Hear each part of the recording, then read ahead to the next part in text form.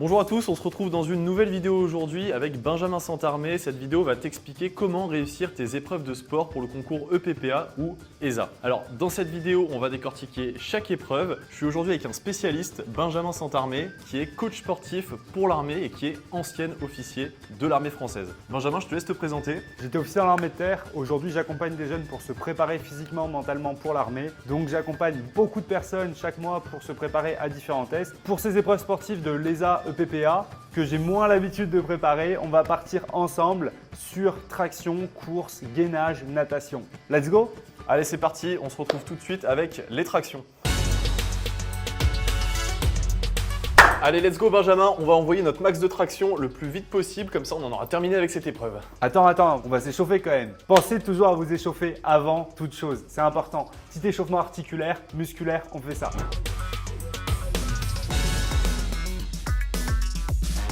La première épreuve, c'est, comme je vous le disais tout à l'heure, l'épreuve de traction. Je vais tester mon max ici. L'épreuve pour avoir 20 chez les mecs, c'est 17 tractions.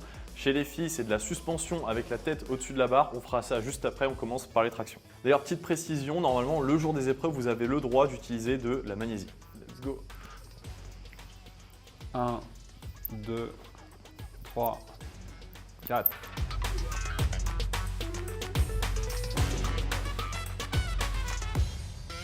15, 16, 17. La dernière était dégueulasse. Bravo Maxence. Alors attention, je ne sais pas comment c'est pour le SA, mais juste à bien tendre les bras en bas. Ouais, je pense qu'il faut bien dérouiller. Je sais pas si je l'ai T'étais fait. là. Ok. Sur la fin, tu étais moins déverrouillé. C'est un petit point qui peut faire qu'on te donne des zéros. Ça fait 0, 0. Voilà, on te recompte le même chiffre et tu n'as pas ta traction de validée. Sur le moment, c'est hyper frustrant et après, tu es dégoûté de rater tes tractions pour ça, quoi. Autour de Benjamin, c'est parti. Moi, j'ai parlé, maintenant, il faut que j'assume. 2, 3, 4.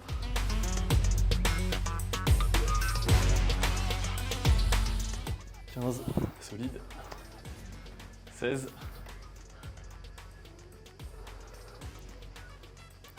Et 17 propre.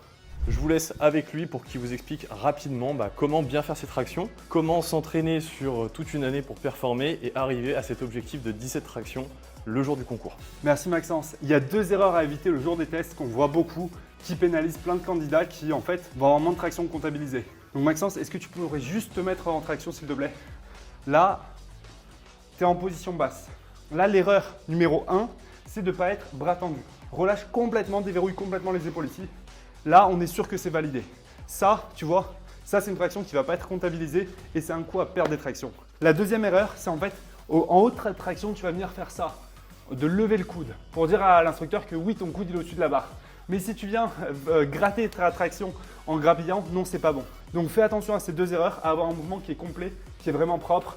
Bien descendre ici, bien passer en haut proprement pour valider tes tractions. Côté entraînement, 3 points clés pour vraiment progresser, c'est de s'entraîner au moins 3 fois par semaine, entre 3 et 5 fois, d'avoir 3 types de séances, une séance endurance, une séance type force et une séance type prise de muscle, on va dire. La séance type endurance, on va faire des max. Donc toi, c'est beaucoup ce que tu fais des max. Ouais. Donc tu fais un max, puis t'enchaînes, tu fais un max un petit peu en dessous, etc. Tu fais une séance avec beaucoup de séries. Tu peux aussi faire ça avec des élastiques pour passer plus de traction. Deuxième type de séance, c'est la force. Donc la force, on va la travailler de 2 manières. Soit tu viens bloquer en haut, tu bloques en haut 30 secondes, 40 secondes, tu fais de la suspension. Deuxième type de travail, c'est le travail en surcharge. On vient se lester. On met une ceinture de lest et on bourrine. Troisième type de séance, c'est des séances où on va varier un petit peu plus les mouvements, faire des tractions en supination aussi, du travail pour le dos et venir un petit peu plus renforcer son dos. Tu varies ces 3 types de séances, tu varies les exercices et tu vas exploser ton max de traction. Je rebondis sur ce que vient de dire Benjamin parce qu'il a mis dans ses exercices de force le fait d'être au-dessus avec sa tête de la barre et de suspendre le plus longtemps possible. C'est l'épreuve des féminines lors de ce concours et on va d'ailleurs se tester avec Benjamin pour voir ce que ça donne. Personnellement, je trouve ça plus compliqué que l'épreuve masculine. On va voir ce que ça donne. Let's go! Je me teste sur cette épreuve et ensuite ce sera le tour de Benjamin, puis on vous donnera nos conseils pour que vous aussi vous puissiez performer tout au long de l'année et surtout le jour du concours. Donc pareil, la prise est la même et le but ça va être de tenir 1 minute pour avoir la note maximale au-dessus de la barre. Je précise, je pense que je n'y arriverai pas. C'est parti!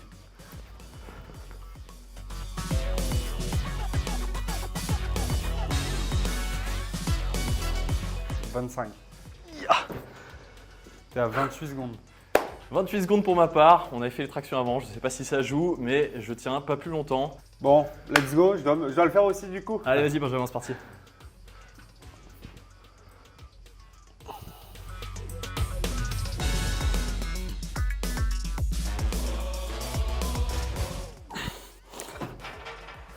Je suis à combien? C'est noté sur le. T'as pas regardé? Bon, on saura ça au montage. Donc là, vous avez vu, Benjamin comme moi, on n'a pas fait le maximum et ça, c'est l'épreuve des féminines. C'est même pas Je l'épreuve. pense que j'y suis quand même. Tu Mais penses? Je pense. Faudra vérifier au montage, mais en tout cas, Mais- il s'y approche. Mais vous voyez, il y a beaucoup plus de Mais ça tremble. difficultés. Mais surtout, ça te fait trembler. C'est. Ouais. Beaucoup plus de compliqué. difficultés que l'épreuve de traction. Tu conseillerais quoi, toi, Benjamin, pour les féminines qui ont ce concours et qui ont cette épreuve? Cette épreuve-là, elle est différente parce qu'en fait, c'est vraiment de la force. Là, on est sur de la force pure. Contrairement aux tractions où on va avoir de la technique, on va avoir de l'endurance, là, c'est que de la force. C'est-à-dire que tu es en isométrie, statique, il faut bloquer. Donc, c'est ton système nerveux et tes muscles qui doivent avoir la capacité suffisante pour tenir. Donc, il faut en bouffer. C'est comme le gainage, là, il faut en bouffer, en bouffer, en bouffer.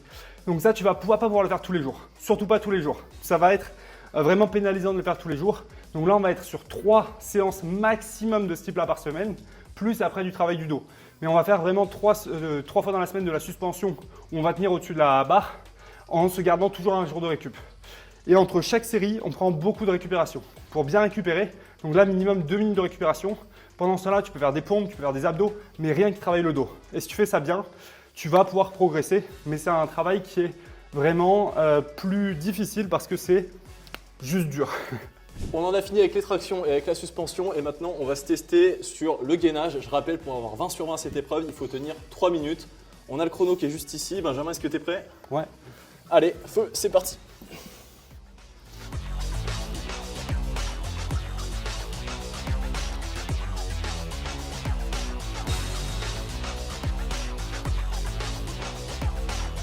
Donc là, il ne faut surtout pas rentrer dans une guerre d'ego entre anciens de Saint-Cyr et anciens de l'école de santé des armées pour savoir qui va tenir le plus longtemps. Non, ce sera après, on va boxer.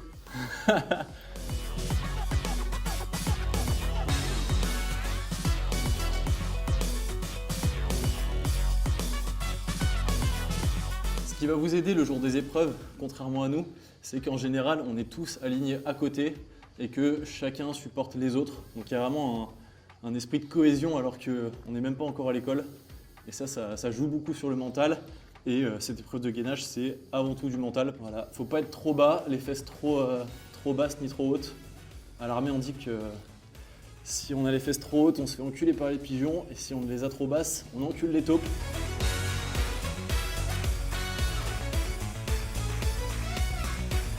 Ok, top, on est good.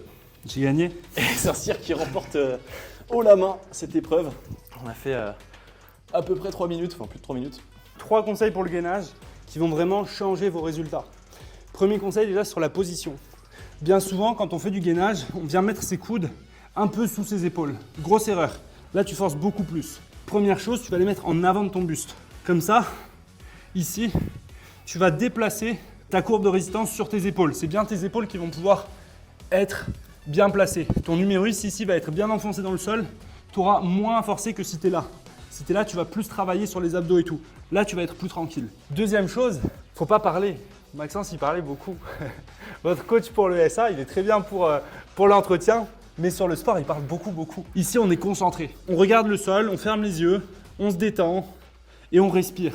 Et ensuite, troisième chose, c'est d'essayer de bouger le moins possible. Plus tu vas bouger, plus tu vas te fatiguer. Donc, on veut être bien gainé dès le début. Les fesses très légèrement relevées, pas ici. Pas le bassin là, on laisse pas tomber le bassin. Là, on vient forcer beaucoup plus que ce qu'on pense. On va rester dans la même position du début à la fin. Si tu fais ça, le gainage il va être plus facile et tu vas exploser tes perfs.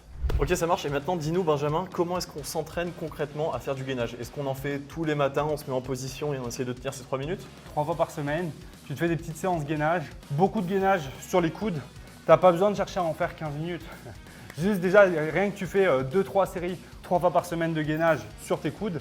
Plus tu ajoutes des exercices d'abdos, parce que c'est aussi important de travailler les abdos, tu vas être bien et sans trop de difficulté, tu feras tes 3 minutes. On passe directement à l'épreuve suivante, l'épreuve de la course à pied. Le but pour cette épreuve, ça va être de courir le plus possible en 6 minutes. Les mecs, pour avoir 20, il faudra faire 1700 mètres et on retire 1 point tous les 50 mètres. Et pour les féminines, ça va être, je crois, 1500 mètres et pareil, on retire 1 point tous les 50 mètres. Let's go. Allez, c'est parti.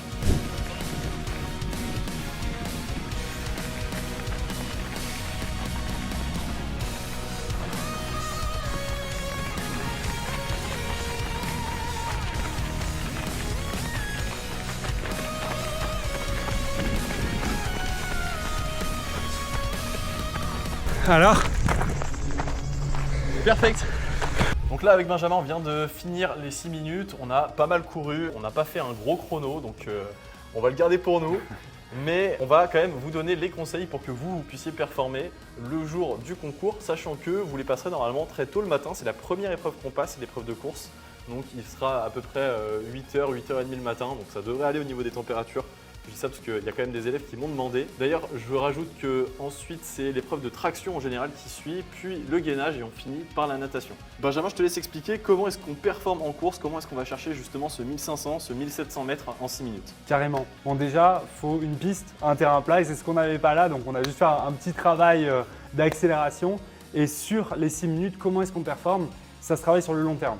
Il n'y a pas de miracle le jour J. Ce n'est pas une technique ultime pour réussir le jour J. Si on vous dit tu fais ça, tu penses à fond à ça dans ta tête. Non, il n'y a pas de ça les gars. C'est du travail régulier qui va payer. Courir sur 6 minutes, c'est ce qu'on appelle le travail de VMA, donc de vitesse maximale aérobie. C'est un travail qui est difficile, qu'il faut préparer en amont. Donc ça se bosse sur des années. Alors oui, tu n'as peut-être pas 3 ans devant toi, mais en 6 mois, on va avoir d'énormes progrès. Pour ça, il y a 2 principes clés. C'est faire du travail de VMA pur et faire du travail d'endurance fondamentale. Si tu ne fais pas ces 2 types de travail, que tu fais que du travail d'accélération à fond, tu ne progresseras pas.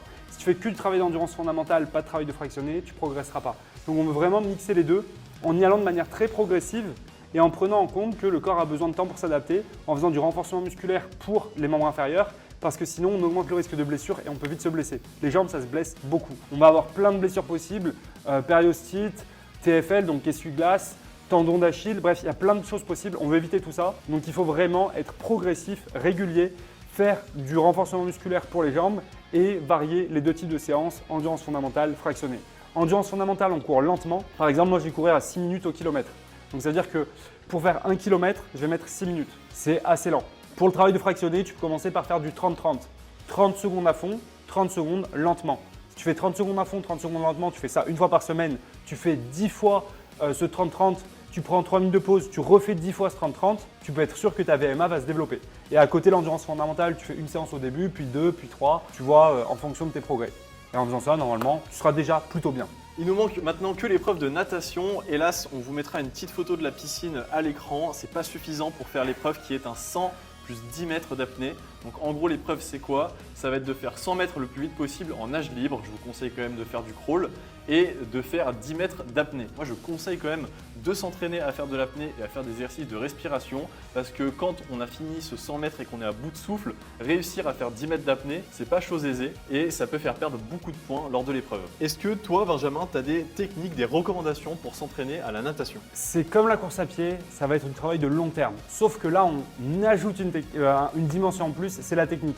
La technique en course à pied, ça va jouer, mais ça va plus jouer à haut niveau, on va dire. La technique en natation, c'est la base. C'est vraiment ce que tu vas bosser en premier. Donc pour la natation, si tu veux vraiment progresser, si vraiment c'est important pour toi d'avoir la meilleure note sur ce 100 plus 10, déjà je dirais de s'entraîner 2 fois par semaine. Une fois par semaine, ça va être un petit peu juste. 3 fois par semaine, il faut pouvoir se les caler. Après, c'est sûr que c'est mieux, mais 2 fois par semaine, on va dire que c'est l'idéal pour pouvoir bien progresser. Sur une séance de natation, ce qu'on veut faire, c'est beaucoup de crawl. Que tu sois débutant ou avancé, on veut nager en crawl le plus possible pour cette épreuve-là. On va varier les types de nage sur une séance, mais le jour de l'épreuve, on veut nager en crawl. Ça veut dire que pour le 100 plus 10, il y a 3 choses à maîtriser. On a le plongeon. Donc plongeon, on veut plonger le mieux possible et être capable de rester sous l'eau sur 10-15 mètres pour avoir le plus de vitesse possible et la meilleure glissade possible. Ensuite, on a la culbute. Du coup, la culbute, c'est la pirouette qu'on fait à la fin en poussant sur le mur. Donc tu arrives au bout de ta piscine, tu pousses sur le mur, tu repars. Mais tu ne vas pas en fait arriver, toucher le mur, repartir comme ça. Non, tu vas partir sous l'eau, faire une roulade et repartir dans l'autre sens. Et ça te permet de gagner quasiment en 3 secondes en fait. Vraiment, tu gagnes beaucoup de temps à faire ça. Alors la piscine de l'école dans laquelle on passe l'épreuve, c'est en plus une piscine de 25 mètres. Donc il faudra faire au total 4 culbutes. En fait, on va soit faire 3 culbutes, soit avant l'apnée, on peut juste se pousser sur le mur en reprenant son souffle. C'est possible si vraiment tu arrives à bout de souffle. Mais le top, c'est évidemment de faire une culbute et de repartir. Tu auras plus de puissance et tu auras fait tes 10 mètres plus rapidement. Ce sera plus facile. Donc c'est vraiment 3 éléments techniques à bosser. Une séance type de natation. Quand tu es débutant, tu vas faire peut-être 1000 mètres sur ta séance. Quand tu es avancé, tu vas faire 2000 mètres ou plus. Donc il faut le visualiser comme ça. On va avoir une partie travail pur de crawl avec de l'endurance, avec beaucoup de volume, où tu vas faire, disons, 60-70% de ta séance en crawl. Et ensuite, on va avoir une partie plus technique, plus variation de nage. Par exemple, tu peux faire du 4 nages, donc papillon, dos, bras, crawl. Tu peux faire du travail de crawl où tu vas aller chercher très loin devant et t'arrêter très tôt. Après, on va pouvoir travailler les mains fermées. Là, tu vas venir travailler encore différemment. Tu vas travailler les mains ouvertes. Et en fait, tout ça, ça va te permettre petit à petit de gagner en technique. Donc ça, c'est ce qu'on appelle des éducatifs de natation. Et ça permet d'améliorer ta technique en crawl et en natation et de devenir plus performant dans l'eau. Donc c'est vraiment un truc hyper important à bosser. Et ce que je recommande moi en général, c'est d'aller faire une séance, si possible, avec un maître nageur en club ou de regarder beaucoup de vidéos. Ça aide quand même pas mal. Ok, et dernier petit point que Benjamin n'a pas abordé, je ne sais pas si tu es calé sur ce sujet, c'est l'apnée tout simplement. Il vous a expliqué qu'avec une culbute, on pouvait gagner beaucoup de temps. Mais si vous voulez augmenter votre maximum, votre record d'apnée dans l'eau, je vous conseille de faire les exercices de respiration Wim Hof. Vous trouverez le lien normalement en description. C'est une vidéo de 10 minutes qui vous entraîne à faire de la respiration. Au début, vous pouvez le faire en statique, mais après, ce que je vous recommande sur les temps d'apnée pure, c'est de rester en apnée, mais de vous déplacer et ça vous servira le jour des épreuves. En fait, on a deux types d'apnée. On a ce qu'on appelle l'apnée en dioxygène et l'apnée hypoxie. Et là, on va être dans de l'hypoxie. Donc, ça veut dire que tu vas être avec beaucoup de CO2 dans ton corps. Ton corps est plein de CO2. Donc ça, c'est ce que tu veux éliminer, le dioxyde de carbone, et tu vas avoir très peu d'O2. Et cette apnée-là, elle est difficile parce que c'est de l'apnée qu'on a moins l'habitude de travailler. Là, comme tu viens de nager à fond, tu as fait un chrono et qu'à la fin, on te demande de faire de l'apnée, c'est pas de l'apnée statique tranquillement sous l'eau quand tu tiens 2 minutes sous l'eau posée. Non, là, fais-toi un sprint et à la fin, tu testes ton apnée. Ça va pas du tout être la même chose et il faut s'entraîner sur ça parce que c'est pas le même test, c'est pas la même chose, pas le même ressenti et tu peux être très bon en apnée et galérer sur les 10 mètres à la fin de ton 100 mètres. Donc, pense à bosser ça aussi et à travailler en hypoxie pour être beaucoup plus performant sur ton 100 plus 10. Voilà, je crois qu'on en a fini avec cette vidéo. On a traité absolument toutes les épreuves sportives qui allaient vous attendre pour ce concours EPPA et ESA, les épreuves sportives. N'hésitez pas si vous avez des questions en commentaire. Moi, je suis en contact avec Benjamin, donc il pourra vous aider et répondre à vos questions si jamais. On se retrouve demain pour une nouvelle vidéo et je vous dis à la prochaine. N'hésitez pas à aller checker la chaîne de Benjamin, c'est Benjamin Santarmé sur YouTube. Normalement, il y aura sa chaîne qui s'affichera un petit peu autour de la vidéo. Il fait des super vidéos, il prépare super bien tous les futurs militaires qui veulent préparer des épreuves sportives. Donc c'est vraiment un plus pour vous si vous voulez maximiser vos chances de réussite lors du concours. Merci Maxence, entraînez-vous à fond. Allez, tchuss! Ciao.